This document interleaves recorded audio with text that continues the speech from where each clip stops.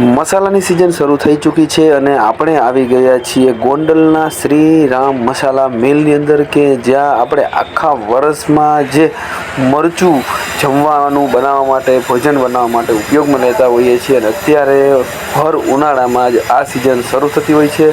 આપણે હળદર, ધાણા જીરું, મરચું આવી બધી જ વસ્તુઓ જે મસાલાની જે છે કે જે આપણા ભોજનના સ્વાદમાં વધારો કરતી હોય એ આખા વર્ષ માટેનું આપણે ભરી લેતા હોઈએ છીએ. તો આ આખા મરચાં જે છે, બરાબર, ખોલર મરચાં છે. અહીંયા બે બહેનો જે છે એ એના ડીટીયા કાઢવાનું કામ કરી રહી છે. અને આપણે અહીંયા ગોંડલના માર્કેટિંગ યાર્ડની સામેની ગલીમાં આવી ચૂક્યા છીએ. અહીંયાથી મસાલા લઈ લેવાના છે, મરચાઓ લઈ લેવાના છે. હું તમને બતાવીશ આખું આ ગોડાઉન મરચાંથી ભરેલું છે. અલગ અલગ ઘણી વકલ આ જે જોવો છો તમે એ છે કાશ્મીરી મરચું, કે જે લોકો ઘરમાં વપરાશ માટે મરચું પસંદ કરતા હોય ને એ અલગ અલગ પ્રકારના મરચાઓ લેતા હોય છે. કાશ્મીરી હોય, રેશમ પટ્ટો હોય. તમે કયું મરચું વાપરો છો એ કમેન્ટ બોક્સમાં જણાવજો. ને અત્યારે તમે જે જોઈ રહ્યા છો એ છે મસાલા મિલની અંદરનું મશીન, કે જેમાં આ અલગ અલગ જે સ્પાઇસીસ જે મસાલાઓ જે છે, મરચું, હળદર, ધાણા જીરું, એ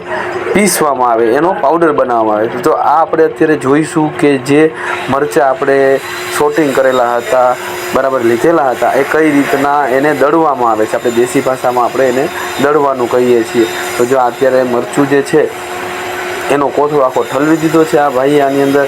અને અહીંયા આપણે બેકગ્રાઉન્ડમાં અવાજ પણ સાંભળી શકીએ છીએ કે સામે જનરેટરની મદદથી જે ચક્કી જે છે એ ચાલુ છે. અને એમાંથી અહીંયા આ ભાઈ જે છે એ મસાલો એક પ્લાસ્ટિકની બેગમાં ભરે છે. જો આ રીતના મરચાં અંદરમાં નાખવા. મિત્રો, ખૂબ ગરમી છે અને આંખમાં બે વખત તો મને ખુદને મરચી જતી રહી. એટલે આ જગ્યાએ આવો તો ફૂલી પ્રોટેક્શન અને પ્રિકોશન સાથે તમે આવજો, વિઝિટ કરજો.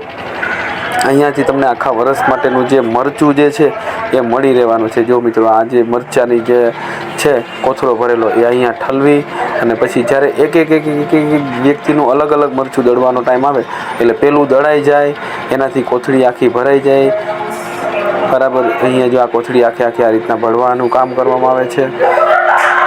અને પછી આપણે આ મરચું જે છે એ આખા વરસ માટે, મિત્રો, જી હા, આખા વરસ માટે વાપરી શકીએ. એમાં કોઈ પણ જાતના આર્ટિફિશિયલ કલર, એસેન્સ કે કશું જ નાખવામાં આવતું નથી. એકદમ નેચરલ અને હાઇજેનિક.